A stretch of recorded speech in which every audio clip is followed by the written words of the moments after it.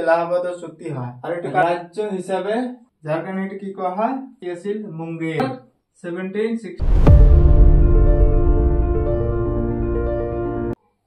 Welcome to study with আমোদ মণ্ডল আজি আমি বহুত এটা ইন্টারেস্টিং চ্যাপ্টার লৈ আগবাঢ়িছো আমাৰ দশম শ্ৰেণীৰ ইতিহাসৰ যেটো আমাৰ প্ৰথম চ্যাপ্টাৰ বঙ্গ বিভাজন সো বঙ্গ বিভাজনৰ বিষয়ে আমি যদি ভালকে জানিব বিচাৰো আমাক কি কৰিব লাগিব আমাক ইয়াৰ ব্যাকগ্ৰাউণ্ডত যাব লাগিব অৰ্থাৎ বঙ্গ কেতিয়া হল কেনেকৈ হল আমাক হেইটোৰ ওপৰত গুৰুত্ব দিব লাগিব ঠিক আছে তো যদি আমি বঙ্গৰ ব্যাকগ্ৰাউণ্ড জানিব বিচাৰো আমাক কেতিয়াৰ পৰা আৰম্ভ কৰিব লাগিব আমাৰ ঔৰংগজেবৰ সময়ৰ পৰা আৰম্ভ কৰিব লাগিব ঔৰংগজেব যি সময়ত ৰজা আছিল সেই সময়ৰ পৰা যদি আমি বঙ্গৰ বিষয়ে জানো তেনেহলে আমি গোটেই কনসেপ্টটো একেবাৰে ভালকে বুজিম ঠিক আছে তো আপোনালোকে ভিডিওটো স্কিপ নকৰি একেবাৰে চাৰিলে দেখি থাকিব আশা কৰিছো আপোনালোকে ইয়াৰ পৰা নিশ্চয় লাভৱান হ'ব ঠিক আছে সো আমি সকলোৱে জানো ঔৰংগজেব কেতিয়াৰ পৰা কেতিয়ালৈকে ৰজা আছিল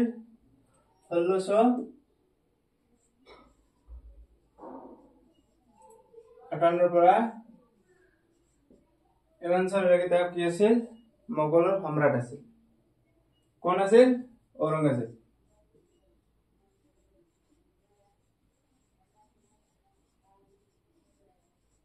ঔৰংগজেব ঠিক আছে তো ঔৰংগজেব ৰজা আছিল 1658 চনৰ পৰা 1707 খ্ৰীষ্টাব্দলৈকে ৰজা আছিল যেতিয়া তেওঁ ৰজা আছিল যেতিয়া তেওঁ নবাব আছিল যেতিয়া তেওঁ সম্ৰাট আছিল সেই সময়ত তেওঁৰ এটা এৰিয়া আছিল যেটো বঙ্গ বুলি আছিল এই বঙ্গটো বেলেগ ৰাজ্য হিচাপে না আছিল বঙ্গটো মোগল সম্ৰাটৰ অধীনতে আছিল এটো বঙ্গ সেই বঙ্গটোৰ ট্যাক্স কালেকশন আৰু তাত কিমান খৰচ কৰিব লাগিব কি বিষয় খৰচ কৰিব লাগিব তাৰ পৰা কিমান টকা ট্যাক্স আহিলে এই সকলো বস্তু চোৱাৰ কাৰণে এজন দিৱান ৰাখিছিল কি ৰাখিছিল দিৱান অৰ্থাৎ জনে ট্যাক্স কালেকশন কৰে আৰু তাৰ খৰচৰ হিসাব ৰাখে হেতু কি বুলি কোৱা হয় দিৱান বুলি কোৱা হয় যে it is just a designation এটো কোনো ব্যক্তিৰ নাম নহয় এটা এটা ডেজিগনেশন হয় পদবী হয় আৰু হেতু কি আছিল দিৱান ৰাখিছিল আৰু এই দিৱানজন কোন আছিল দিৱানজন আছিল কোন মুৰ্শিদ কুলি খান মুৰ্শিদ কুলি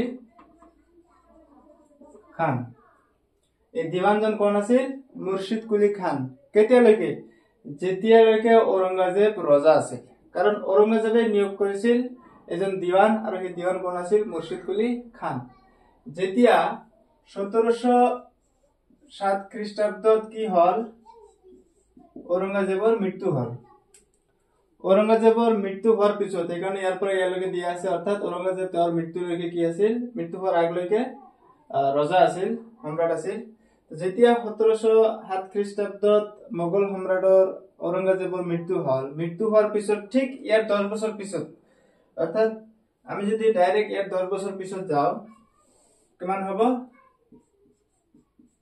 1717 খ্ৰীষ্টাব্দত 1717 খ্ৰীষ্টাব্দত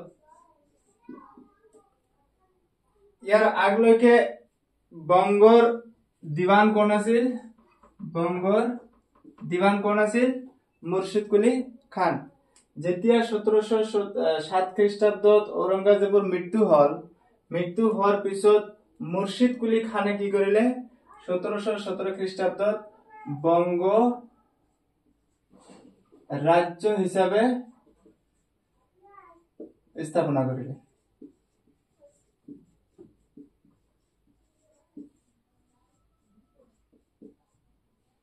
বঙ্গ আন এটা রাজ্য হিসাবে কি করিলে স্থাপনা করিলে সো ইয়ার আগলৈকে কিন্তু বেলেগ রাজ্য না আছিল ইয়ার আগলৈকে কি আছিল ঔৰংগজেবৰ অধীনত আছিল বা মোগল সম্ৰাটৰ অধীনত আছিল কিন্তু 1717 খ্ৰীষ্টাব্দত কি কৰিলে মুৰ্শিদ কুলি খানে এইটো এটা বেলেগ ৰাজ্য হিচাপে স্থাপনা কৰিলে সো যেতিয়া বঙ্গ এটা বেলেগ ৰাজ্য হিচাপে স্থাপনা কৰিলে সেই সময়ত ইয়াৰ প্ৰথম ৰজা কোন আছিল মুৰ্শিদ কুলি খান প্ৰথম ৰজা কোন আছিল মুৰ্শিদ কুলি খান মুৰ্শিদ কুলি খানে ৰজা হৈ ইয়াৰ যেটো ৰাজধানী হেতু ক'ত আনিছিল মুৰ্শিদাবাদ ৰাজধানী ক'ত আছিল মুৰ্শিদাবাদ সো আমি প্ৰথমে কি জানিলো মুৰ্শিদ কুলি খানে 1717 খ্ৰীষ্টাব্দত বংগ ৰাজ্য হিচাপে স্থাপনা কৰিলে আৰু মুৰ্শিদাবাদত কি কৰিলে ৰাজধানী আনিলে। ইয়াৰ পিছত ৰজা কোন হল? মুৰ্শিদ কুলি খান প্ৰথমে আছিল। মুৰ্শিদ কুলি খান আছিল বংগৰ প্ৰথম ৰজা। দ্বিতীয় নম্বৰত কোন আছিল? সুজাউদ্দৌলা। তৃতীয় নম্বৰত আছিল আলীবৰ্দী খান। চতুৰ্থ নম্বৰত আছিল কোন? সিৰাজউদ্দৌলা। কোন আছিল? সিৰাজউদ্দৌলা। আমি এই সিৰাজউদ্দৌলাৰ বিষয়ে ভালকে পঢ়িম। এই সকলোখিনি আমাৰ বংগৰ বিষয়ে আলোচনা হ'ব, ঠিক আছে। সিৰাজউদ্দৌলা যেতিয়া সম্ৰাট হল বা যেতিয়া বংগৰ নবাব হল, আচ্ছা বংগৰ ৰজাবিলাকক নবাব বুলি কোৱা হয়, হায়দৰাবাদৰ ৰজাবিলাকক নিজাম বুলি কোৱা হয়, ঠিক আছে। যেতিয়া সিৰাজউদ্দৌলা বংগৰ নবাব হল, সিৰাজউদ্দৌলাৰ লগত নিজৰ ফেমিলিৰ সম্পৰ্কটো ইমান ভাল নাছিল। এইটো সুযোগ লৈ ইষ্ট ইণ্ডিয়া কোম্পানীয়ে কি কৰিলে? ইষ্ট ইণ্ডিয়া কোম্পানী কি কৰিলে? বংগত এটা ফৰ্ট বনাবলৈ ধৰিলে। ফৰ্ট মানে আমি সকলোৱে জানো কি হয়? কিলা। এটা কিলা বনাবলৈ ধৰিলে। আৰু এইটো কাৰ কিলা আছিল? সেই সময়ত ইংলেণ্ডৰ ৰজা আছিল কোন? উইলিয়াম। সো উইলিয়ামৰ নামত এটা ফৰ্ট বনাবলৈ ধৰিলে, যাৰ কাৰণে এইটো কি কোৱা হয়? Fort William. ফৰ্ট উইলিয়ামৰ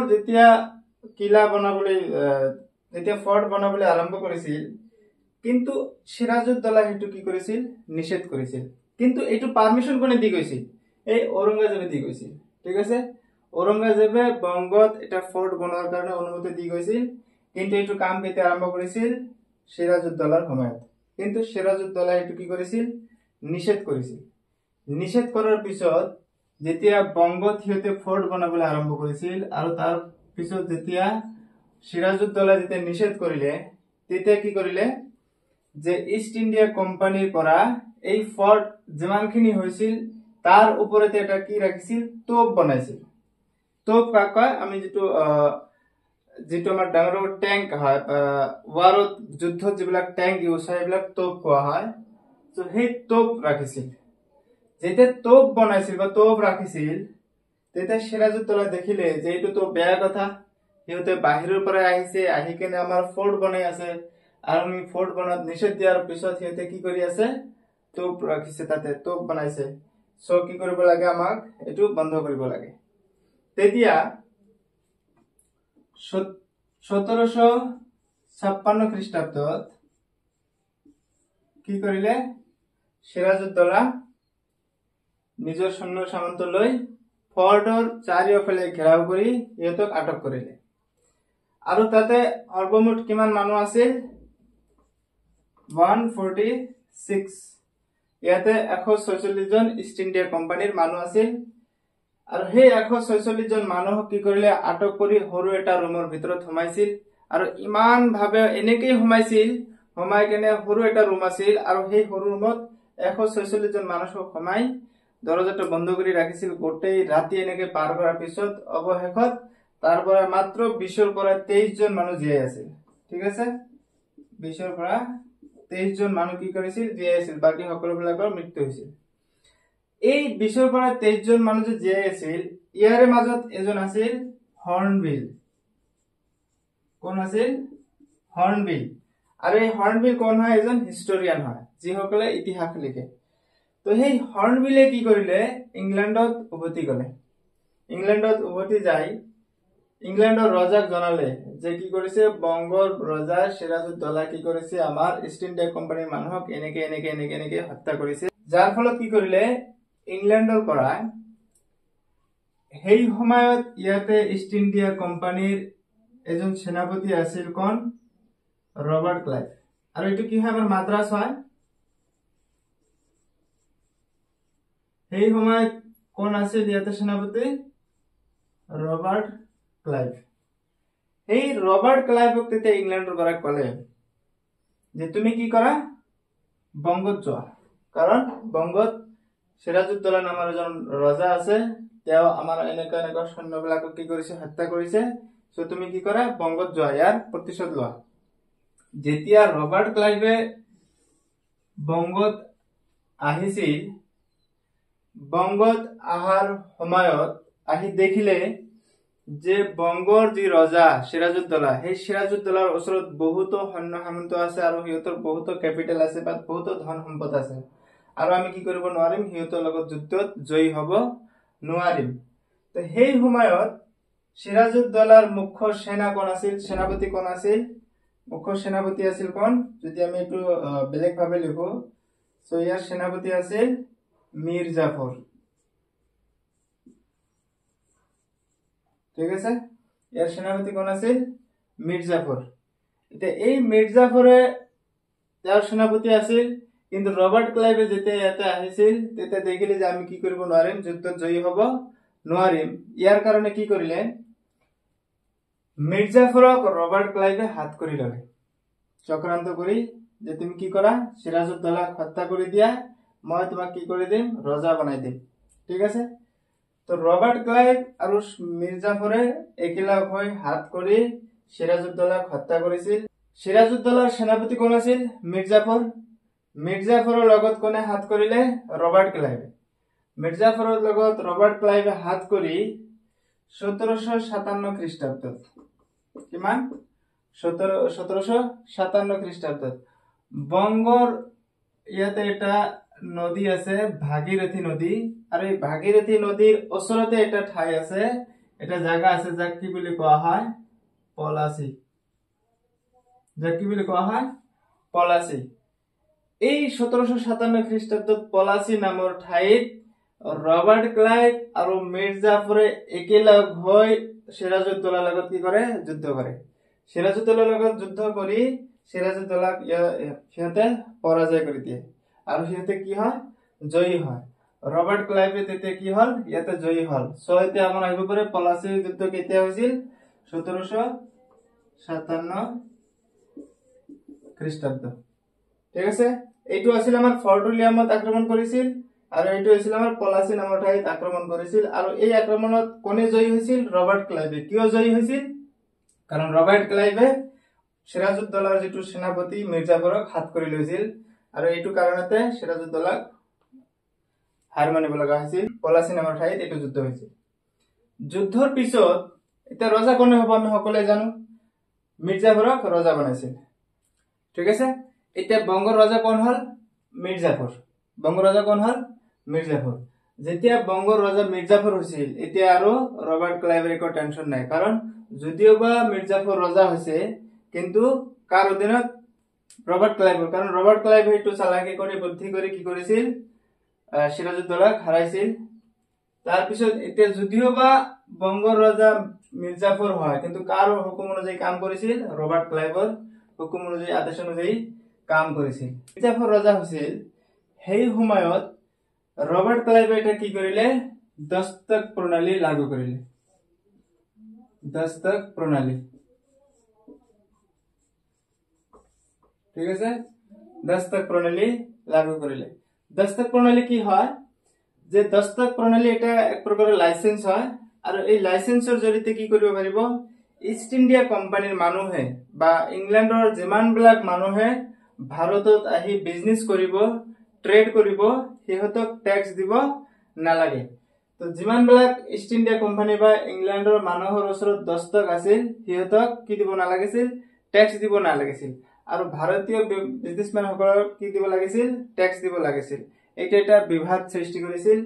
এই দস্তক প্ৰণালীটো যেতিয়া লাগু কৰা হৈছিল আৰু মীৰ জাফৰে কি দিব লগা হৈছিল, যেহেতু ৰবাৰ্ট ক্লাইভে যুদ্ধ কৰি ইয়াতে আহি জয়ী হৈছিল, সিহঁতে কি কৈছিল যে আমাৰ বহুত ধন সম্পদ ইয়াতে খৰচ হৈছে, যুদ্ধৰ সময়ত আমাৰ বহুত বস্তু নষ্ট হৈছে, ইয়াৰ বিপৰীতে আমাক কি দিব লাগিব বংগৰ ৰজা মীৰ জাফৰে আমাক বছৰি বা মাহিলি এটা টকা দিব লাগিব।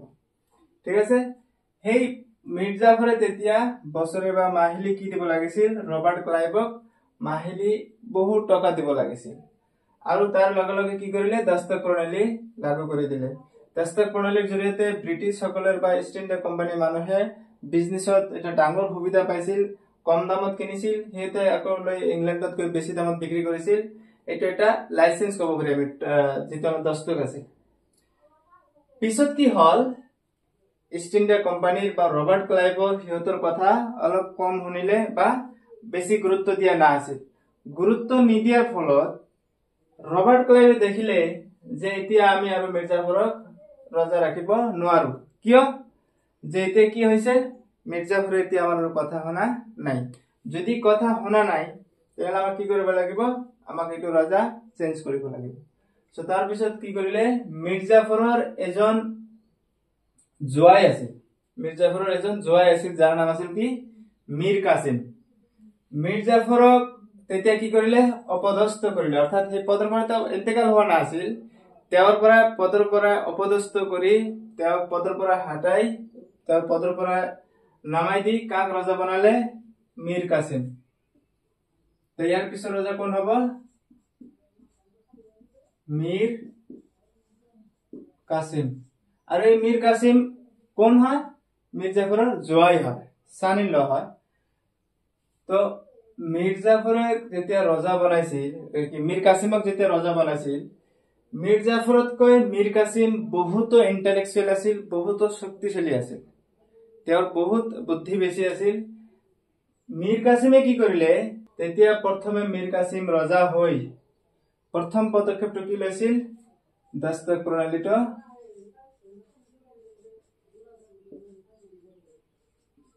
বন্ধ কৰিছিল। দস্তক প্ৰণালী কি কৰিছিল, বন্ধ কৰিছিল। ঠিক আছে, মীৰ কাছিম ৰজা হৈ প্ৰথমে কি কৰিলে, দস্তক প্ৰণালীটো বন্ধ কৰি দিলে। দ্বিতীয় নম্বৰ, মীৰ কাছিম ভাবিলে যে ইষ্ট ইণ্ডিয়া কোম্পানীৰ মানুহবিলাক বা ৰবাৰ্ট ক্লাইভে কি কৰিছে, আমাৰ বংগৰ ওচৰতে হয়, সেইকাৰণে সিহঁতে বাৰে বাৰে আমাৰ ওপৰত কি কৰি আছে, ফোৰ্স চলাই আছে বা সিহঁতৰ শাসন চলাই আছে। সো আমি এতিয়া কি কৰিব লাগিব, আমাৰ যেটো ৰাজধানী সেইটো আমাক চেঞ্জ কৰিব লাগিব। তো এতিয়ালৈকে ৰাজধানী ক'ত আছিল, মুৰ্শিদাবাদ। তেতিয়া কি কৰিলে, ৰাজধানীটো মুৰ্শিদাবাদৰ পৰা ইয়াতে লৈ আহিলে, ইয়াতে কি আছিল, মুংগেৰ নামৰ এটা ঠাই আছিল। তেতিয়া কি কৰিলে, ৰাজধানী পৰিৱৰ্তন কৰি ক'ত লৈ গ'ল, মুংগেৰ।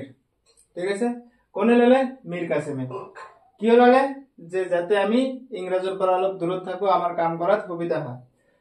মুংগেৰত যেতিয়া ৰাজধানী লৈ গ'ল, আৰু মুংগেৰত, এতিয়া মুংগেৰ বৰ্তমান বিহাৰত আছে, তো মুংগেৰ যেতিয়া ৰাজধানী লৈ গ'ল, মুংগেৰত ৰাজধানী লৈ যায় তাতে এটা ফ্যাক্টৰি আৰম্ভ কৰি দিছিল। কিহৰ ফ্যাক্টৰি, বাৰুদৰ ফ্যাক্টৰি। ঠিক আছে, প্ৰথমতে মীৰ কাছিম ৰজা হৈ দস্তক প্ৰণালী বন্ধ কৰি দিলে। দস্তক প্ৰণালী বন্ধ কৰি দিয়াৰ পিছত আকৌ মুংগেৰত ৰাজধানী পৰিৱৰ্তন কৰিলে। ৰাজধানী পৰিৱৰ্তন কৰাৰ পিছত মুংগেৰত যাই কি কৰিলে, বাৰুদৰ ফ্যাক্টৰি আৰম্ভ কৰিছিল।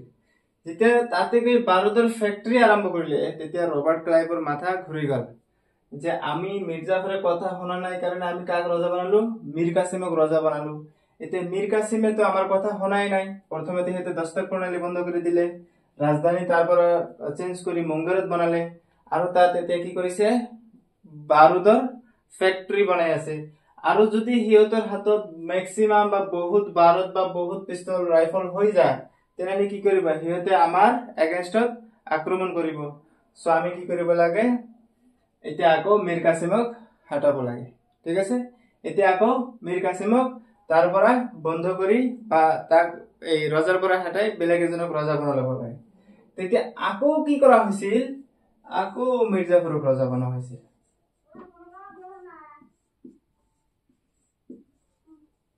ঠিক আছে, তো কি কৰিলে, যে মীৰ কাছিম আমাৰ কথা শুনা নাই, মিৰ্জাফৰে কি মীৰ কাছিমে আমাৰ কথা শুনা নাই, মীৰ কাছিমে আমাৰ এগেইনষ্টতো কিছুমান একশন লৈ আছে বা আমাৰ বিৰোধিতা কৰি আছে। যাৰ কাৰণে কি কৰিলে, যে আকৌ কাক ৰজা বনাই দিলে, যে আমাৰ আগৰজনে ভাল আছিল, মিৰ্জাফৰে ভাল আছিল, তাৰ পিছত আকৌ কি কৰিলে, মিৰ্জাফৰক ৰজা বনাই দিলে। যেতিয়া মিৰ্জাফৰক ৰজা বনাই দিলে, তেতিয়া মীৰ কাছিম বহুত খং হৈ গ'ল, বহুত তেওঁ ইন্টেলেকচুৱেল আছিল, বহুত চালাক আছিল, আৰু যাৰ ফলত কি কৰিলে, যেতিয়া তেওঁক ৰজাৰ পৰা এৰি দিয়া হল বা আকৌ যেতিয়া মিৰ্জাফৰক ৰজা বনোৱা হল, মীৰ কাছিম বহুত খং হৈ গল। মীৰ কাছিম বহুত খং হৈ কি কৰিলে, যে তেওঁ ইয়াৰে ওচৰত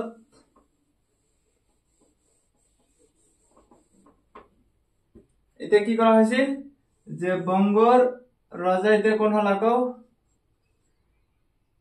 মিৰ্জাফৰ। ঠিক আছে, বংগৰ ৰজা কোন হল, মিৰ্জাফৰ। মিৰ্জাফৰ এতিয়া দেখা পৰীক্ষাত কোশ্চেন আহিব পাৰে যে মিৰ্জাফৰৰ পিছৰ ৰজাজনৰ নাম কি, কি হব, মীৰ কাছিম। আকৌ পৰীক্ষাত আহিব পাৰে যে মীৰ কাছিমৰ পিছৰ ৰজাজনৰ নাম কি হব, মিৰ্জাফৰ। অৰ্থাৎ মিৰ্জাফৰেৰ পিছৰজন ৰজা মীৰ কাছিম, আকৌ মীৰ কাছিমৰ পিছৰ ৰজাজনৰ নাম কি, মিৰ্জাফৰ। যেতিয়া আকৌ মিৰ্জাফৰক ৰজা বনালে মীৰ কাছিম, তেতিয়া এইটো সহ্য কৰিব নোৱাৰিলে। তেতিয়া কি কৰিলে, মীৰ কাছিমে ইয়াতে আন এটা ৰাজ্য আছিল আৱাধ, আৱাধ ৰাজ্য এটা আছিল, আৰু সেই আৱাধ ৰাজ্যৰ ৰজা আছিল কোন, সুজাউদ্দিন। কোন আছিল, সুজাউদ্দিন। তেতিয়া মীৰ কাছিমে কি কৰিলে, ইয়াৰ পৰা মীৰ কাছিমে কি কৰিলে, এই আৱাধ ৰাজ্যত যাই সুজাউদ্দিনৰ লগত আলোচনা কৰিলে, যেনেকা এনেকা কথা, ৰবাৰ্ট ক্লাইভে আহি আমাৰ বংগত এনেকে এনেকে অত্যাচাৰ চলি আছে, আমি আৰ কি লব লাগে, প্ৰতিশোধ লব লাগে। সো আমি দুজনে মিলি কি কৰো, ৰবাৰ্ট ক্লাইভৰ বিৰোধিতা কৰি বা ৰবাৰ্ট ক্লাইভৰ লগত যুদ্ধ কৰো। যেতিয়া আৱাধৰ ৰজা সুজাউদ্দিনে মীৰ কাছিমৰ লগত আলোচনা কৰিলে, আলোচনা কৰি কি কলে, যে ঠিক আছে আমি কি কৰিম, ৰবাৰ্ট ক্লাইভৰ এগেইনষ্টত যুদ্ধ কৰিম। সুজাউদ্দিন আকৌ কলে যে আমি দুও কিয় যাও, আমি দুও নাযায়, আমি কি কৰিম, তিনিওজন একেলগে যাম।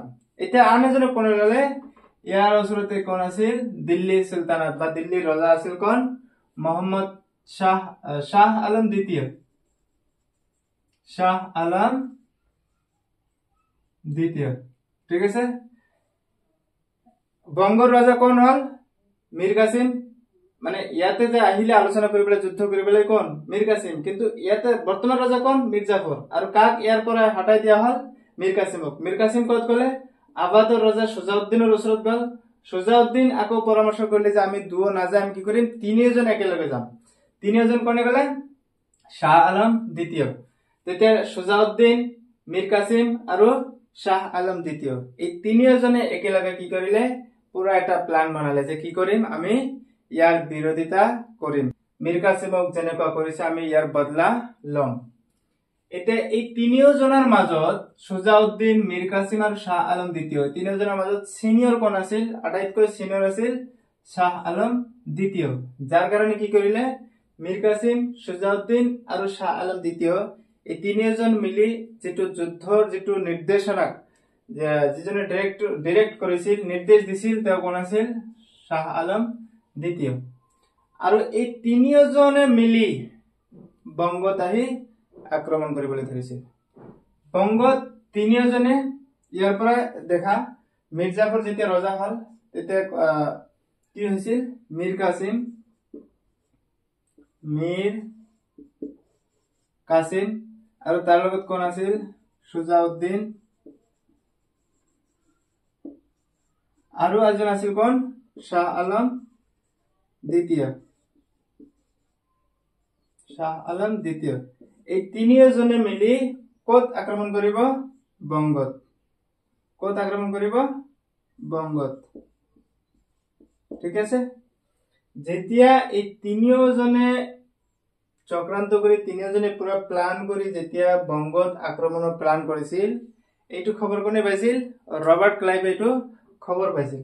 এতিয়া ৰবাৰ্ট ক্লাইভে যেতিয়া গম পালে যে সিহঁতে তিনিওজনে মিলি আহি আমাক কি কৰিব, আমাৰ লগত যুদ্ধ কৰিব, ৰবাৰ্ট ক্লাইভ তো এনেকুৱা নহয় যে তেওঁ কি কৰিব, চুপচাপ বহি থাকিব। আৰু দেখা, ৰবাৰ্ট ক্লাইভ কিন্তু এনেই ইমান ষ্ট্ৰং নাছিল। সিৰাজউদ্দৌলাৰ লগত জিতিছে কাৰণ মিৰ্জাফৰৰ লগত হাত কৰি লৈছিল। এতিয়া কি হল, যেতিয়া গম পালে যে এই তিনিওজনে মিলি কি কৰি আছে, বংগত আক্ৰমণ কৰিব, তেতিয়া ৰবাৰ্ট ক্লাইভেৰ আন এজন সেনাপতি আছিল কোন, হেক্টৰ মুনৰো। মই ইয়াতে নামটো লিখি দিওঁ, কোন আছিল, হেক্টৰ মুনৰো ঠিক আছে কিবা কোন আছিল হেক্টৰ মুনৰো আৰু এটো কিমান 1764 ঠাই কোনটো আছিল বাক্সাৰ ঠিক আছে এই তিনিওজনে মিলি চক্ৰান্ত কৰি বা তিনিওজনে মিলি প্লান কৰি আৰু শাহ আলম দ্বিতীয়ৰ নিৰ্দেশ অনুযায়ী যুদ্ধ কৰিবলৈ আহিবলৈ ধৰিছিল ইয়াৰ পৰা এই তিনিওজনে আৰু ইয়াৰ পৰা ৰবাৰ্ট ক্লাইভে কি কৰিলে তেওঁৰ আন এজন সেনাপতি হেক্টৰ মুনৰো কি কৰিলে ইয়াৰ পৰা পঠালে ইয়াৰ পৰা আৰু বিভিন্ন সৈন্য সামন্ত লৈ ইয়াৰ পৰা কি কৰিছিল পঠাইছিল ইয়াৰ পৰা মুখ্য সেনাপতি কোন আছিল হেক্টৰ মুনৰো আৰু এইফালত এই তিনিওজন মিলি আছিল এই তিনিওজন মিলি কোত যুদ্ধটো হৈছিল বাক্সাৰত কিমান চনত 1764 বাক্সাৰত এটো যুদ্ধ হয় এইফালৰ পৰা হিয়তে আহি আছে আৰু এইফালৰ পৰা হিয়তে গৈ আছে এনেকৈ বাক্সাৰত যুদ্ধটো হয় কিন্তু এই তিনিওজন একেলগে যুদ্ধ কৰাৰ পিছতো হিয়তে এটো যুদ্ধত জয়ী হ'ব নোৱাৰে কাৰণটো কি আছিল যে হিয়তৰ ওচৰত যিবিলাক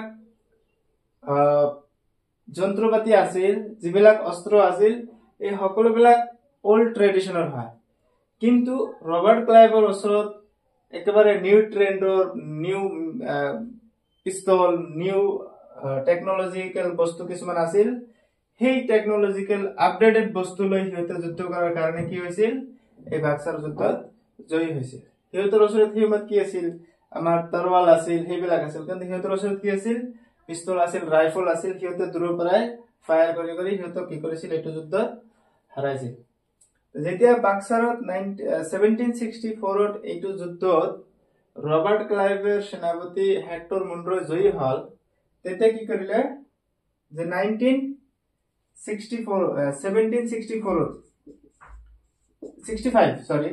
64ত আমাৰ বাক্সাৰত যুদ্ধ হল যুদ্ধৰ পিছত 1765ত শাহ আলম দ্বিতীয় আটক কৰিছিল আটক কৰি এনেকৈ একেবাৰে পিস্তল এনেকৈ ধৰি তেওঁৰ পৰা সহি কৰাই লৈছিল কোত এটো সহি হৈছিল এলাহাবাদ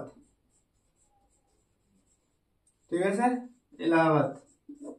এলাহাবাদত এটো চুক্তি হৈছিল আৰু কাৰ লগত ৰবাৰ্ট ক্লাইভ আৰু শাহ আলম দ্বিতীয় ৰবাৰ্ট ক্লাইভ আৰু শাহ আলম দ্বিতীয়ৰ মাজত এলাহাবাদত এটা চুক্তি হয় সন্ধি হয় আৰু সেই সন্ধিৰ ফলত কি হৈছিল যে এতিয়া বংগত অলৰেডি আগতে ৰবাৰ্ট ক্লাইভৰ বা ইষ্ট ইণ্ডিয়া কোম্পানীৰ অধীনত আছিল কাৰণ ইয়াত ৰজা কোন আছিল মিৰ্জাফৰ আৰু মিৰ্জাফৰ কাৰ অধীনত আছিল ৰবাৰ্ট ক্লাইভৰ অধীনত তো অলৰেডি বংগ হিয়তৰ ওচৰত আছিল আৰু এইটো সন্ধিৰ ফলত কি হল উৰিষ্যা আৰু বিহাৰ এইটো আছিল বিহাৰ আৰু উৰিষ্যা আছিল ইয়াতে এই উৰিষ্যা আৰু বিহাৰ এই দুটা ৰাজ্যৰ আৰু বংগ এই তিনিটা ৰাজ্যৰ ৰাজনৈতিক ক্ষমতা লাভ কৰে ঠিক আছে এই তিনিটা ৰাজ্যৰ গোটেইখিনি এতিয়া ইষ্ট ইণ্ডিয়া কোম্পানীয়ে শাসন কৰিব এইটো ক্ষমতা লাভ কৰে কোনটো চুক্তিৰ ফলত 1765 চনত যেটো এলাহাবাদৰ চুক্তি হয় আৰু তাৰ পিছত কি হল যেতিয়া 1765 খ্ৰীষ্টাব্দত ৰবাৰ্ট ক্লাইভে এলাহাবাদ চুক্তিৰ জৰিয়তে বিহাৰ উৰিষ্যা আৰু বংগৰ তিনিওটা ঠাইৰ ৰাজনৈতিক ক্ষমতা লাভ কৰিলে তেতিয়া এতে কি হল এই এৰিয়াটো বহুত ডাঙৰ হৈ গল এতে এৰিয়াটো বহুত ডাঙৰ হৈ যোৱাৰ ফলত ইংল্যান্ডৰ চৰকাৰে ভাবিলে যে আমাৰ ইষ্ট ইণ্ডিয়া কোম্পানীৰ যিবিলাক মানুহে তাতে এতিয়া আছে আৰু হিয়তৰ এৰিয়াটো যেহেতু এতিয়া বহুত ডাঙৰ হৈ গৈছে যদি ইষ্ট ইণ্ডিয়া কোম্পানীৰ মানুহে ভাৰতত যায় কিবা ভেমেজালি কৰে বা কিবা অসুবিধাৰ সৃষ্টি কৰে তেনেহলে নিশ্চয় কি হ'ব ভাৰতৰ মানুহে ইয়াৰ প্ৰতিবাদ কৰিব আৰু প্ৰতিবাদ যদি কৰে প্ৰতিবাদ কৰিলে আমাক কি কৰিব লাগিব ইংল্যান্ডৰ পৰা সৈন্য পঠাব লাগিব আৰু ইয়াৰ পৰা সৈন্য সামন্ত যদি পঠাব লাগে তেনেহলে কি হ'ব ভাৰত ইংল্যান্ডৰ চৰকাৰৰ খৰচা বেছি হ'ব যাৰ কাৰণে কি কৰিলে যে ইংল্যান্ডৰ চৰকাৰে এই কোম্পানীটোক ইষ্ট ইণ্ডিয়া কোম্পানীটোক নিয়ন্ত্ৰণ কৰাৰ কাৰণে 1773 চনত ৰেগুলেটিং এক্ট আইন পাস কৰে কি আইন ৰেগুলেটিং এক্ট আৰু এটো কাক নিয়ন্ত্ৰণ কৰাৰ কাৰণে এই কোম্পানীটোক নিয়ন্ত্ৰণ কৰাৰ কাৰণে কাৰণটো হৈছে কি যে এতিয়া আৰু যেটো বংগ আছিল এতিয়া এটো বংগ নাই, বংগ বাদ দি আৰু বিহাৰ আৰু উৰিষ্যা এতিয়া এৰিয়াটো বহুত ডাঙৰ হৈ গৈছে। আৰু ইষ্ট ইণ্ডিয়া কোম্পানীটো কন্ট্ৰোল কৰাৰ কাৰণে, নিয়ন্ত্ৰণ কৰাৰ কাৰণে ইংল্যান্ডৰ পৰা কি কৰিলে, এটা আইন পাস কৰিলে, যাক আমি কি আইন বুলি কওঁ, ৰেগুলেটিং এক্ট। আৰু এটা কিমান চনত, 1773 চনত। আৰু এটা বস্তু লক্ষ্য কৰা, আমাৰ 1765 চনৰ পৰা 1856 চনলৈকে এইখিনি সময়ত, অৰ্থাৎ ৰবাৰ্ট ক্লাইভৰ পৰা লৰ্ড ডেলহাউসিৰ সময়ত গোটেই ভাৰতবৰ্ষত মুখ্য তিনিটা শাসন কেন্দ্ৰ স্থাপন হৈছিল। কি কি আছিল? এটা আছিল আমাৰ বংগ, যেহেতু আমাৰ ওয়েস্ট বেঙ্গলত পৰে, তো এটা আছিল কলিকতা, আন এটা আছিল বোম্বাই, আৰু এটা আছিল মাদ্ৰাজ। কলিকতা, বোম্বাই আৰু মাদ্ৰাজ তিনিওটা ঠাই এই সময়ৰ ভিতৰত 1765 পৰা 1856 চনৰ ভিতৰত এই তিনিওটা ডাঙৰ ডাঙৰ এটা এৰিয়া ইংৰাজ ইষ্ট ইণ্ডিয়া কোম্পানীৰ এটা মুখ্য শাসন কেন্দ্ৰ হিচাপে স্থাপিত হৈছিল। কোন কোন তিনিটা ঠাই? কলিকতা, বোম্বাই আৰু মাদ্ৰাজ। যেতিয়া 1773 চনত ইংল্যান্ডৰ চৰকাৰে কোম্পানীক নিয়ন্ত্ৰণ কৰাৰ কাৰণে ৰেগুলেটিং এক্ট আইন পাস কৰিলে, আৰু এই আইনৰ জৰিয়তে কি কৰিছিল, এই সময়ত যিজনে বংগৰ শাসন চলাই আছিল সেই সেনাপতিজনৰ মুখ্য যেটো ডেজিগনেশন আছিল, সেইটো আছিল কি, প্ৰেসিডেন্সি। কি আছিল? প্ৰেসিডেন্সি। এটা কি কৰিলে, যে এতিয়া যেহেতু আমাৰ এৰিয়াটো বহুত ডাঙৰ দীঘল হৈ গৈছে, এতিয়া আমি কি কৰিব নোৱাৰিম, এতিয়া আমি এই অকল এটা প্ৰেসিডেন্সিৰে এইটো আমি নিয়ন্ত্ৰণ কৰিব নোৱাৰিম। যাৰ কাৰণে 1773 চনত ৰেগুলেটিং এক্টৰ জৰিয়তে এই পদবীটো উন্নতি কৰিলে, অৰ্থাৎ ইয়াৰ ডেজিগনেশনটো কি কৰিলে, উন্নতি কৰিলে। উন্নতি কৰি কি দিলে? গভৰ্নৰ জেনাৰেল। গভৰ্নৰ জেনাৰেল, ঠিক আছে। ৰেগুলেটিং এক্টৰ জৰিয়তে প্ৰেসিডেন্সিৰ ডেজিগনেশনটো উন্নতি কৰি গভৰ্নৰ জেনাৰেল বনালে। আৰু এই গভৰ্নৰ জেনাৰেল কোন আছিল? Fort William. Fort William governor general হৈ ইয়াৰ তলতীয়া কৰিছিল কাক কাক? এইফালে যেটো আমাৰ মাদ্ৰাজ আৰু বোম্বাই যে দুটা বেলেগ বেলেগ শাসন কেন্দ্ৰ আছিল, এই দুটা শাসন কেন্দ্ৰ এই বংগৰ যেটো প্ৰেসিডেন্সি আছিল, বংগৰ প্ৰেসিডেন্সিক এতিয়া কি কোৱা হ'ব? গভৰ্নৰ জেনাৰেল। এতিয়া আছে কি আছে? গভৰ্নৰ জেনাৰেল। এই গভৰ্নৰ জেনাৰেলৰ তলতীয়া কৰিলে কাক কাক? মাদ্ৰাজ আৰু বোম্বাই। মাদ্ৰাজ আৰু বোম্বাই এই দুটা কি কৰিলে? গভৰ্নৰ জেনাৰেলৰ তলতীয়া কৰিলে, ঠিক আছে। এতিয়া যদি গভৰ্নৰ জেনাৰেল হয় তেনেহলে ইয়াৰ তলত কোন কোন থাকিব? আমাৰ এটা হ'ব আমাৰ প্ৰেসিডেন্ট, আৰ এইফালে এটা প্ৰেসিডেন্ট, ঠিক আছে। এইটো হ'ব আমাৰ বোম্বাই, বোম্বাইৰ প্ৰেসিডেন্ট, আৰু এইটো হ'ব আমাৰ মাদ্ৰাজৰ প্ৰেসিডেন্ট, মাদ্ৰাজৰ প্ৰেসিডেন্ট। আৰু এই এতিয়া বোম্বাই আৰু মাদ্ৰাজৰ যিজন মুখ্য সেনাপতি, তেওঁৰ ডেজিগনেশন কি? প্ৰেসিডেন্ট। আৰু এই দুজনক কি কৰা হল? গভৰ্নৰ জেনাৰেলৰ তলতীয়া কৰা হল। আৰু এই প্ৰেসিডেন্টৰ তলত আৰু এজন আছিল, তেওঁৰ নাম, তেওঁক কি ডেজিগনেশন দিয়া হৈছিল? প্ৰেসিডেন্সি, ঠিক আছে। তেওঁক কি দিয়া হৈছিল? প্ৰেসিডেন্সি। প্ৰথমতে বংগৰ যেটো প্ৰেসিডেন্সি পদবী আছিল সেইটো উন্নতি কৰিলে কি কত? গভৰ্নৰ জেনাৰেলত। আৰু গভৰ্নৰ জেনাৰেলৰ পদটো উন্নতি কৰি তেওঁৰ তলতে কৰিলে কাক কাক? বোম্বাই আৰু মাদ্ৰাজৰ যিজন সেনাপতি আছিল তেওঁৰ ডেজিগনেশন কি আছিল? প্ৰেসিডেন্ট। আৰু সেই প্ৰেসিডেন্টৰ তলত যিজনে কাম কৰিছিল তেওঁ কি কৈছিল? প্ৰেসিডেন্সি, ঠিক আছে।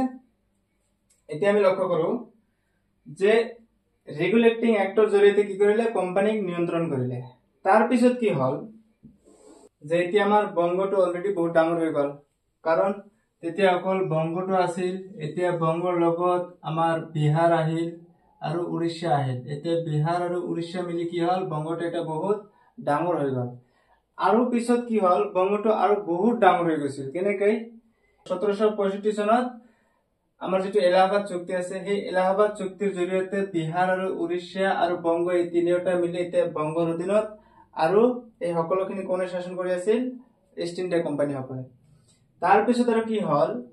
1826 চনত ইয়ান্ডাবু সন্ধিৰ জৰিয়তে আমাৰ ব্ৰহ্মপুত্ৰ উপত্যকা গোটেইখিনি ইংৰাজৰ অধীনত যায়।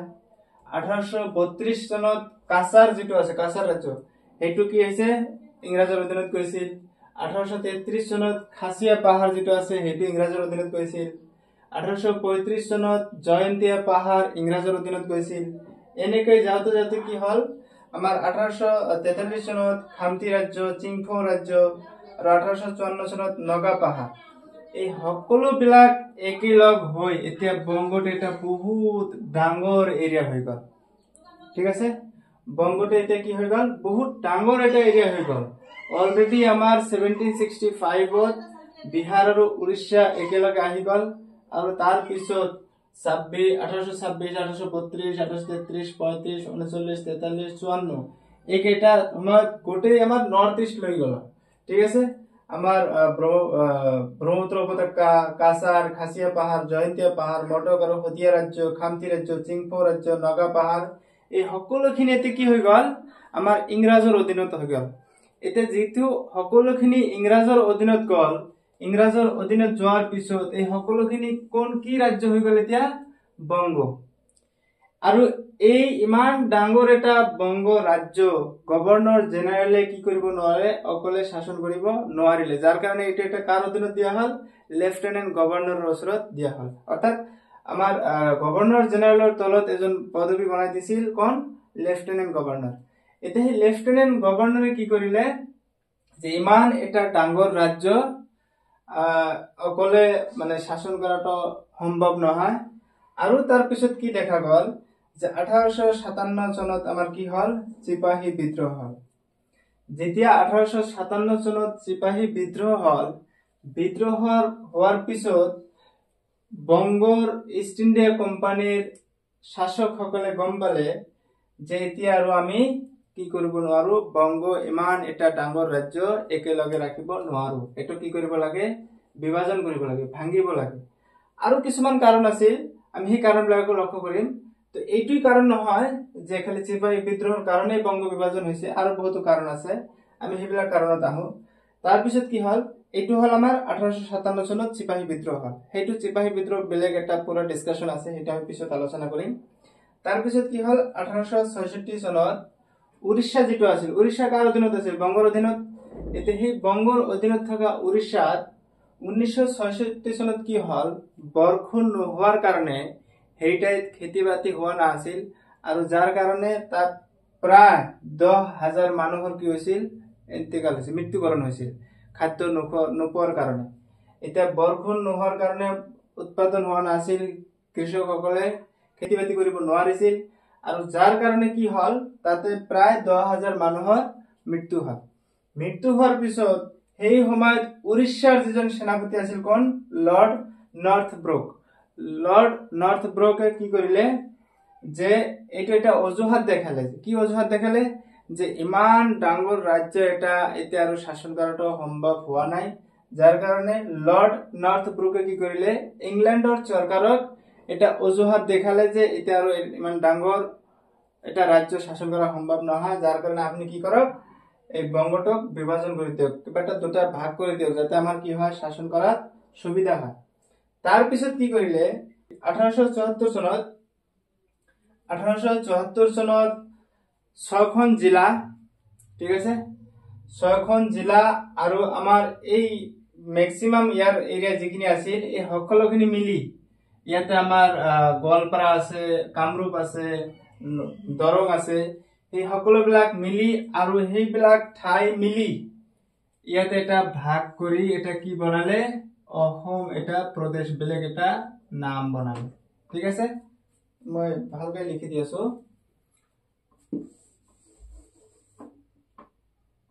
এইটো আমাৰ গোটেই বংগ আছিল। এই বংগটো কি কৰিলে ইয়াৰ পৰা 6টা ৰাজ্য, 6টা জিলা আৰু ইয়াৰ পৰা বহুখিনি ঠাই বেলেগ কৰি এটা অসম প্ৰদেশ বনালে। ঠিক আছে, এইটো কিমান চনত 1874 চনত এটা অসম নামৰ আন এটা প্ৰদেশ বনালে। এতিয়া অসম নামৰ প্ৰদেশ একটা বেলেগ এটা প্ৰদেশ বনালে অসম।